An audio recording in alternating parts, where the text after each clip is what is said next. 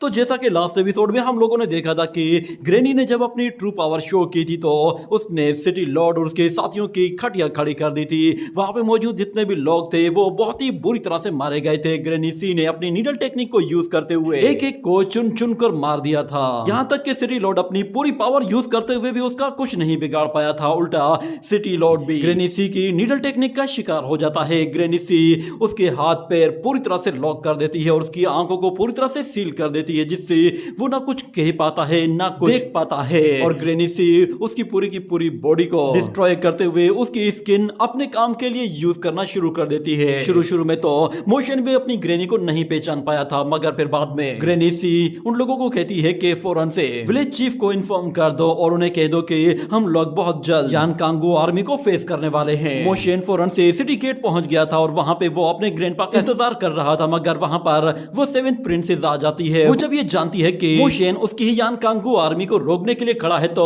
वो भी उसकी दुश्मन बन जाती है। और फिर वहां पर ग्रैंडपा लोंगशेन आ जाता है जो कि अपनी ब्रश पावर को यूज करता है। तो हम देखते हैं कि वहां पर इतने ज्यादा क्लाउड्स क्रिएट हो जाते हैं कि पूरा का पूरा शानलोंग सिटी कवर हो जाता है और ग्रैंडपा उसके साथ लाइटनिंग के साथ हमला करता है। तो वहां पे मौजूद जितनी भी शिप्स होती हैं उन पर लाइटनिंग गिरना शुरू हो जाती है और वो लोग देखते हैं कि उनके आसपास का माहौल बिल्कुल चेंज होता जा रहा है।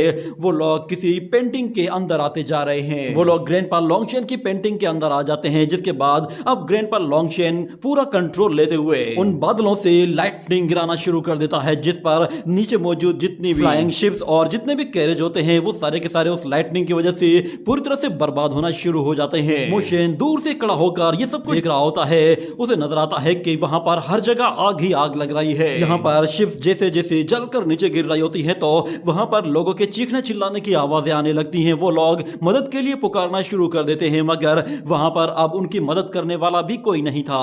ऊपर से उन लोगों को समझ में भी नहीं आ रहा था कि आखिर उन पर हमला कर कौन रहा है, क्योंकि उनके सामने तो एक नेचुरल डिजास्टर खड़ा हुआ था जो कि बिन बुलाए उनके सामने आ गया था। और इस चीज को किस तरह फेस करना है उन लोगों को कोई आइडिया ही नहीं था, क्योंकि आज से पहले कभी भी यान कांगो आर्मी ने इस तरह की सिचुएशन को फेस ही नहीं किया था, जिसकी वजह से पूरी की पूरी आर्मी बौखलाहट का शिकार हो गई थी। और हमें फिर वहां पर एल्डर ली नुआन को दिखाया जाता है। उसके भी तोते उड़ चुके होते हैं और वो कहता है कि ये अचानक से हमारे ऊपर इतनी बिजली क्यों गिरने लगी है। इन क्लाउड्स ने तो पूरी की पूरी आर्मी को कवर कर लिया है। मुझे दाल में कुछ ना कुछ काला लगता है, जरूर यहाँ पर किसी ने ये जानबूझकर किया है। मगर फिर जनरल टियान वो अपनी आर्मी से कहता है कि फौरन से श्वानहू आर्मी से कहो कि हमारी मदद करे। जिसके बाद हमें पानी के पास में श्वानहू आर्मी को दिखाया जाता है। वो लोग अपनी एक शिप के साथ ऐसा अटैक कर देते हैं कि जिससे वो लोग बहुत ज्यादा पानी को सीधा ऊपर आसमान की तरफ भेजते हैं और उसे पूरी तरह से फ्रीज कर देते हैं, जिसकी वजह से पूरा का पूरा एरिया ही फ्रीज हो जाता है। उनके साथ साथ वो सारे के सारे क्लाउड्स वो भी फ्रीज हो जाते हैं। और इस टेक्निक को वो लोग श्वानहू आर्मी शील्ड का नाम देते हैं, जिसकी वजह से उन लोगों ने पूरे के पूरे आसमान को ही एक शील्ड की तरह यूज कर लिया था। इस तरह उन लोगों ने कुछ देर के लिए ही सही मगर उस थंडर अटैक से अपने आप को बचा लिया होता है। मगर ग्रैंडपा लोंगशेन तो अभी बस शुरू हुआ था। उसने वहां से आइस शील्ड को हटाने के लिए फिर से अपनी एक और टेक्निक को यूज किया था, जिसके बाद वो अपना ब्रश जैसे ही वहां पर घुमाता है तो वो अपनी पेंटिंग के जरिए एक और मैजिकल अटैक कर देता है, जिससे वहां पर बहुत बड़े बड़े टोर्नेडोज क्रिएट होना शुरू हो जाते हैं। वो टोर्नेडोज इतने बड़े होते हैं कि क्लाउड्स के ऊपर आते हैं तो वो क्लाउड्स इतनी तेजी के साथ घूमना शुरू हो जाते हैं कि वहां पर एक जोरदार एयर प्रेशर क्रिएट होना शुरू हो जाता है। ये देखकर तो मोशन के भी होश उड़ गए थे और वो कहता है कि ग्रैंडपा लोंगशेन हजारों मील दूर से ही ये पावरफुल अटैक कर रहे हैं। सच में इनकी टेक्निक तो लाजवाब है। और इस तरफ जनरल और एल्डर ली नुआन वो भी बिल्कुल हैरान हो गए थे कि अचानक से ये एक और मुसीबत कहां से आ गई। वो टोर्नेडोज आहिस्ता आहिस्ता उस आइस शील्ड को तोड़ना शुरू कर देते हैं, जिसकी वजह से अब पूरी की पूरी आर्मी दोबारा से खतरे में आ गई थी। और देखते ही देखते वो शील्ड पूरी तरह से टूट जाती है और पूरी के पूरे टोर्नेडोज तेजी के साथ जमीन पर आकर टकराते हैं, जिससे वहां पर ऐसा जोरदार एयर प्रेशर रिलीज होता है कि सारे के सारे आइस स्टोन्स उन वॉरियर से जाकर टकराते हैं और इससे बहुत सारी शिप्स भी डिस्ट्रॉय हो जाती हैं। एल्डर ली नुआन कहता है कि हमें फौरन से यहाँ से बाहर निकलना होगा, मगर जनरल कहता है कि नहीं, हम फंस चुके हैं। वहां पे मौजूद एक यंग सोल्जर कहता है कि पूरी आर्मी एक फॉर्मेशन क्रिएट करो, मगर आर्मी की तो पहले ही खटिया खड़ी हो चुकी थी। ये देखकर वो जनरल कहता है कि हमारी 15 साल की मिलिट्री ट्रेनिंग भी यहाँ पर पानी में बह गई है। उन क्लाउड से जान छुड़ाने का उनके पास फिलहाल तो कोई भी तरीका नहीं था।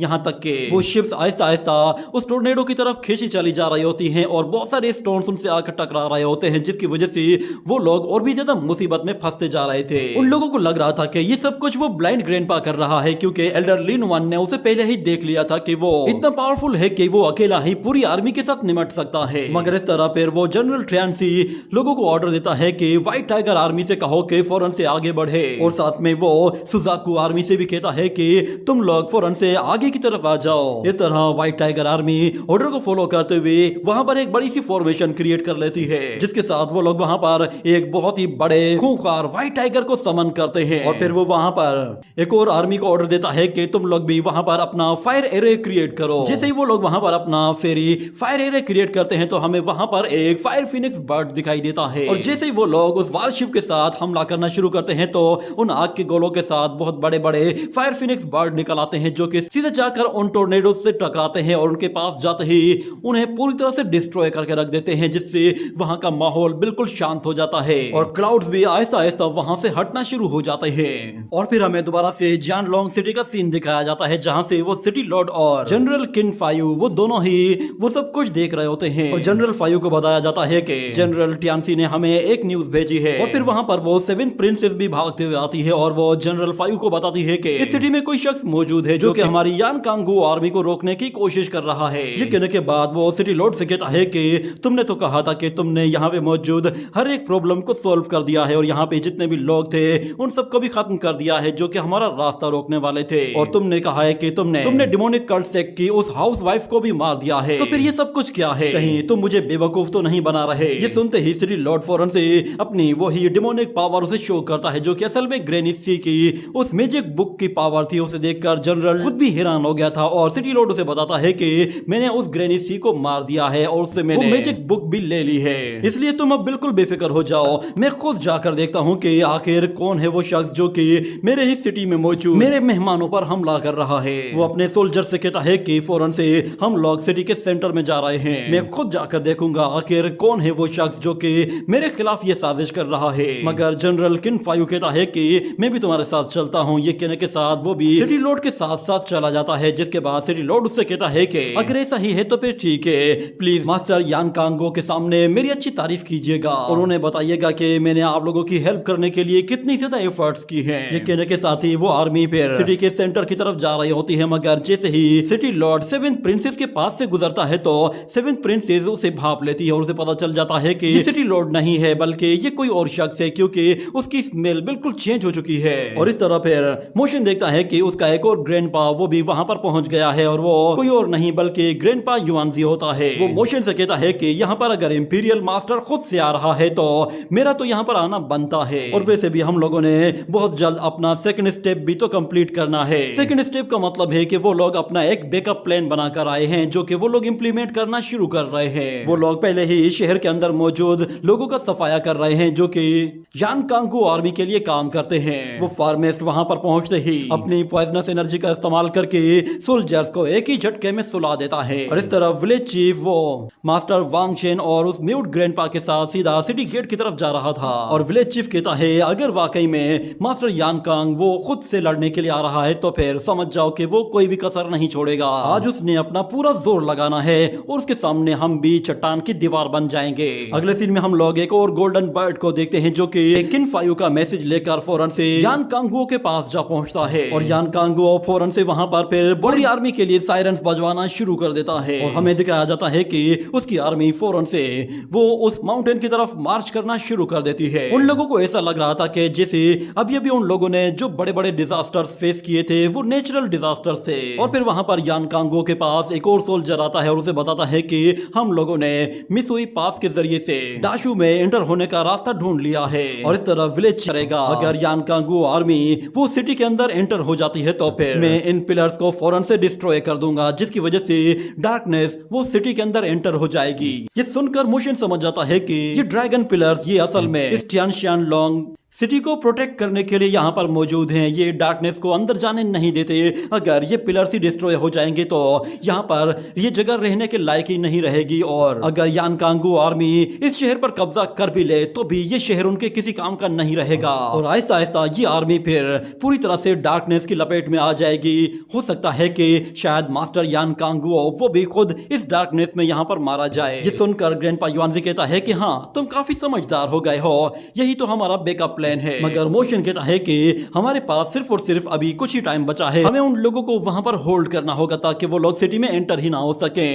अगले सीन में हम देखते हैं कि ग्रैंडपा लॉन्गशेन दोबारा से अपने मैजिक ब्रश का इस्तेमाल करते हुए फिर से अपनी एक और पावरफुल टेक्निक को यूज करता है, जिससे वो उस आर्मी को रास्ते में ही खत्म करने की कोशिश करता है। और हम देखते हैं कि इस मर्तबा ग्रैंडपा लॉन्गशेन जो टेक्निक यूज करता है वो उसकी सबसे खतरनाक टेक्निक्स में से एक होती है। इसे यूज करते हुए उसकी अपनी आंखों से भी आंसू बहने लगते हैं, क्योंकि ये टेक्निक उसके पास से जुड़ी हुई थी। जिससे ही वो अपने आ जाता है कि हर तरफ अंधेरा होना शुरू हो जाता है, पूरी तरह से वहां पर डार्कनेस आना शुरू हो गई थी। ये डार्कनेस असली वाली डार्कनेस नहीं थी जो कि हर एक चीज को खत्म कर देती है, बल्कि ये डार्कनेस ग्रैंडपा लॉन्गशेन की एक टेक्निक है जो कि पूरा का पूरा स्पेस ही चेंज करने वाली थी। वो आर्मी पूरी तरह से अंधेरे में गायब हो जाती है, जिसके बाद उन लोगों को कुछ भी नजर नहीं आता। वो लोग आपस में चिल्लाना शुरू कर देते हैं और वहां से निकलने की बातें करना शुरू कर देते हैं, मगर जैसे ही उन लोगों के सामने एक रोशनी दिखाई देती है तो वहां पर उन्हें एक ऐसी जगह दिखाई देती है कि जो कि दिखने में ही बहुत ज्यादा डरावनी लग रही होती है। और फिर ग्रैंडपा लॉन्गशेन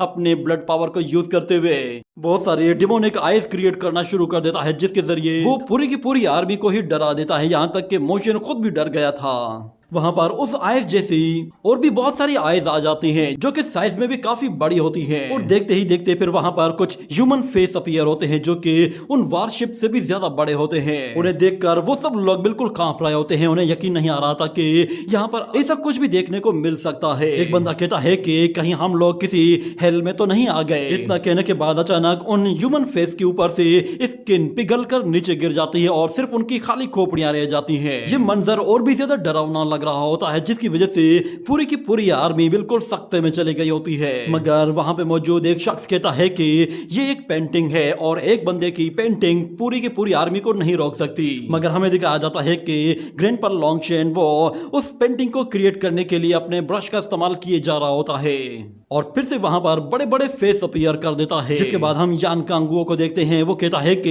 ये 18 पिक्चर ऑफ हेल है। आखिर ये बंदा है कौन? लगता है कि इसके अंदर बहुत ही ज्यादा दर्द भरा हुआ है, क्योंकि इस टेक्निक को सिर्फ वही बंदा यूज कर सकता है जिसके अंदर दर्द का पूरा एक समंदर मौजूद हो, क्योंकि इस हेल के अंदर तो हजारों डीमंस मौजूद हैं। इतने में अचानक उसे याद आता है कि टिएंटो किंगडम का एक यंग प्रिंस हुआ करता था जो कि सेम टू सेम इसी तरह की ही टेक्निक्स को यूज किया करता था। पेंटिंग के मामले में उसका मुकाबला करने वाला कोई भी नहीं था। उसकी पेंटिंग्स ऐसी लाजवाब होती थी कि जिसका मुकाबला करने के लिए दूर दूर से लोग आया करते थे, मगर कोई भी उसे नहीं हरा पाता था। ऊपर से वो लड़का खुद भी काफी ज्यादा हैंडसम था, मगर वो अपना ज्यादातर टाइम अपनी पेंटिंग्स में ही गुजार दिया करता था, जिसकी वजह से वो ना बाहर जाता था ना ही लोगों से मिलता था। वो बस एक रूम में अंदर बंद होकर अपनी पेंटिंग्स पर ही खोया रहता था। उसे कुछ भी मालूम नहीं था कि बाहर की दुनिया में क्या चल रहा है। एक दिन रोंगलांग किंगडम के लोगों ने टिएंटो किंगडम पर हमला कर दिया और उसकी ईंट से ईंट बजा दी। कुछ ही देर के बाद फिर टिएंटो किंगडम के जितने भी रॉयल मेंबर्स थे उन लोगों को भी चुन चुन कर मार दिया गया। यहाँ तक कि उस ग्रैंडपा लॉन्गशेन की फैमिली को भी एक एक करके मारा गया, मगर उसे पता भी नहीं था कि आखिर बाहर हुआ क्या है। मगर जब वो अपनी पेंटिंग की दुनिया से बाहर निकला तो उसे फील हुआ कि जैसे बाहर कुछ हो रहा है। जब वो अपने रूम से बाहर आकर निकलता है तो वो देखता है कि हर जगह आग ही आग फैली हुई है, लोग ही लोग पड़े हुए हैं। उसकी नजर जहां भी जाती है वहां पर लाशों के ढेर लगे हुए हैं। यहाँ तक कि उसे नजर आता है कि उसके अपने प्यारों की डेड बॉडीज को घोड़ों के पैरों तले कुचला जा रहा है। और वो अपनी माँ का सिर देखता है जो कि उसके दुश्मनों के हाथ में होता है। वो लोग उसके सिर को एक जगह उल्टा लटका देते हैं। जिसके बाद वो अपने फादर के हेड को देखता है। उसके बाप के सिर को किसी ने नेज़े पर लगाया हुआ था और वो लोग हंसते हुए उसका मजाक उड़ा रहे थे। अपनी फैमिली की यह हालत देखकर वो बिल्कुल सदमे में चला जाता है। उसे पता भी नहीं था कि उसकी लापरवाही की वजह से उसका पूरा का पूरा किंगडम ही बर्बाद हो गया था। ये सब कुछ देखने की वजह से वो बिल्कुल पागल सा हो गया था। उसने कहा कि मुझे अपनी कंट्री की डिस्ट्रक्शन की आवाज तक नहीं सुनाई दी, आखिर ऐसे कानों का फायदा ही क्या जो कि मेरी कंट्री के किसी काम तक नहीं आए। ये कहने के बाद वो अपने ही स्वॉर्ड उठाकर अपने ही कानों को काट देता है, जिसकी वजह से उसके कानों से बहुत ज्यादा खून बहने लगता है और वो पूरी जगह खून से भर जाती है। वहां पर सिर्फ उसका अपना खून नहीं था बल्कि उसके अपने जितने भी रिलेटिव थे वो सारी की सारी जगह उसके अपने रिश्तेदारों के खून से भी भरी हुई थी। पर जैसे ही अपना ब्रश रगड़ा था तो वहां पर हर जगह लावा बहना शुरू हो गया। वो पूरे के पूरे किंगडम को ही पूरे हेल में कन्वर्ट कर देता है और इस टेक्निक को वो 18 पिक्चर ऑफ हेल का नाम देता है। उस हेल के अंदर हजारों डीमंस होते हैं जो कि ह्यूमंस को चुन चुन कर मारना शुरू कर देते हैं और फिर रोंगलांग किंगडम की पूरी आर्मी ही उस हेल के अंदर जैसे ही गिरती है तो पूरी की पूरी आर्मी ही खत्म हो जाती है। इस तरह न सिर्फ यांटू किंगडम का खात्मा हो गया बल्कि रोंगलांग किंगडम की पूरी आर्मी भी खत्म हो गई, क्योंकि लोंगशेन ने पूरे के पूरे किंगडम को अबेस ग्राउंड में बदल दिया था। और बताया जाता है कि उस दिन के बाद से फिर ग्रैंडपा लोंगशेन कहीं भी दिखाई नहीं दिया, वो कहीं गायब हो गया था। मैंने कभी सोचा भी नहीं था कि जब मैं डाशू के लिए जाऊंगा तो मुझे वहां पर उसी प्रिंस को दोबारा देखने का मौका मिलेगा।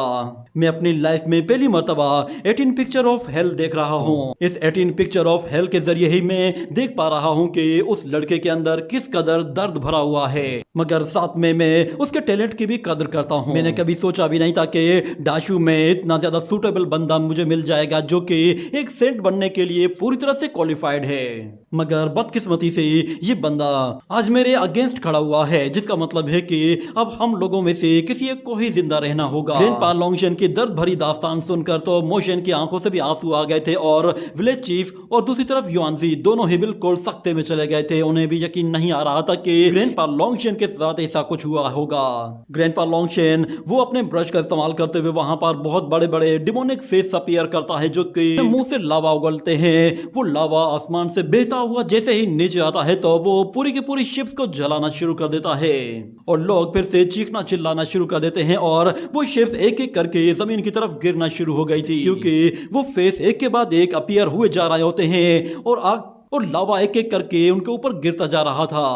उनकी ब्लू आर्मी और व्हाइट टाइगर आर्मी पूरी तरह से उस लावा में झुलस गई थी और उन लोगों को यकीन नहीं आ रहा था कि वो लोग जिंदा भी हैं या मर चुके हैं, क्योंकि मरने के बाद भी उन लोगों को मालूम नहीं था कि वो लोग हेवन में जाएंगे या फिर हेल में जाएंगे। और कुछ लोग तो ये कह रहे थे कि हम लोग तो ऑलरेडी हेल में मौजूद हैं। जनरल टियानसी वो बिल्कुल बेबस खड़ा हुआ होता है और दूसरी तरफ फिर जब यान कांगो ये सब कुछ देखता है तो वो फौरन से एक ऑर्डर देता है और कहता है कि जल्दी से सिटी में एंटर कर जाओ। ये सुनने के बाद एक वॉरियर कहता है कि यान कांगो आर्मी फौरन से सिटी में एंटर हो जाए, चाहे फिर इसके लिए हमें जान की कुर्बानी ही क्यों ना देनी पड़े।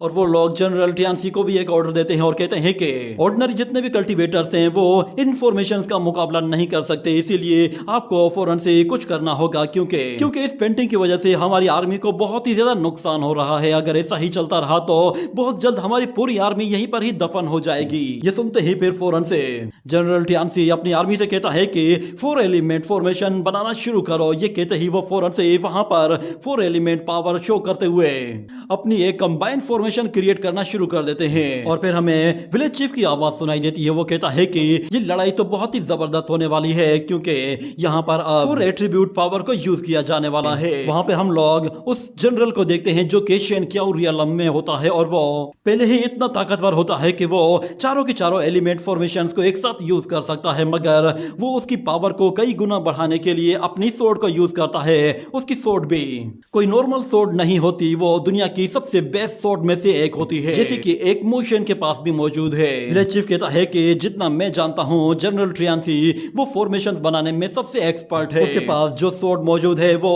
दुनिया की 16 सबसे पावरफुल सोर्ड्स में से एक सोर्ड है। इस 4 एलिमेंट फॉर्मेशन को मैंने ही क्रिएट किया था, मगर इन लोगों ने इस फॉर्मेशन को एक्सट्रीम लेवल तक पहुंचा दिया है। जनरल फौरन से उसी सोर्ड का इस्तेमाल करते हुए वहां पर एक ऐसा जोरदार स्प्लैश अटैक रिलीज करता है जो कि सीधा उन एविल फेसेस की तरफ जा रहा होता है। उससे इतनी ज्यादा तेज रोशनी निकल रही होती है कि वो एविल फेसेस भी डर रहे होते हैं, यहां तक कि जैसे ही वो अटैक जाकर टकराता है तो वो सब लोग थोड़ी देर के लिए बिल्कुल खामोश हो जाते हैं। उन्हें यकीन नहीं आ रहा था कि उनका अटैक काम कर गया है। देखते ही देखते वो पेंटिंग आहिस्ता आहिस्ता बीच में से कटना शुरू हो जाती है और यान कांगो कहता है कि कि इस अटैक को जरूर कामयाब होना चाहिए। ये कहने के बाद उन लोगों के सामने वो पेंटिंग बीच में से कट जाती है और वहां से उन लोगों को निकलने का रास्ता भी मिल जाता है, जिस पर वो लोग काफी ज्यादा खुश होते हैं और उनकी जान में जान आती है। और फिर वो लोग फौरन से उस फॉर्मेशन से निकलकर वहां से बाहर भागना शुरू कर देते हैं। और विलेज चीफ कहता है कि जान कांगो यहाँ से हजारों मील दूर है, मगर उसके बावजूद भी मैं फील कर पा रहा हूँ कि वो काफी ग्रेट होगा। और इस तरफ मास्टर युआनजी हंसते हुए कहता है कि सच में उससे लड़ने में बहुत मजा आएगा। मैं अब उसका और ज्यादा इंतजार नहीं कर सकता, मैं बस उसकी स्वॉर्डमैनशिप देखने के लिए बेकरार हूँ। ये सुनकर मोशन कहता है कि इसका मतलब ये है कि दुनिया में सबसे ज्यादा पावरफुल स्वॉर्डमैनशिप यान कांगो के पास है। मगर कहा जाता है कि विलेज चीफ वो भी अपने टाइम के सबसे स्ट्रॉन्गेस्ट स्वॉर्ड वॉरियर थे। उनकी स्वॉर्डमैनशिप भी अपने टाइम में सबसे पावरफुल हुआ करती थी। अगर ये दोनों ही एक दूसरे के साथ फाइट करते हैं तो फिर मुझे लगता है कि ये लोग हर एक चीज को तहस नहस कर देंगे, हर एक चीज पूरी तरह से बर्बाद हो जाएगी और शानलोंग सिटी तो वैसे ही खत्म हो जाएगा। और फिर विलेज चीफ लोंगशेन से कहता है कि तुमने अपना अच्छा टाइम ले लिया है, अब उन्हें आने दो, क्योंकि अब उन्हें अगला सरप्राइज देने की बारी है। ये कहने के साथ ही ये एपिसोड यहीं पे ही एंड हो जाता है।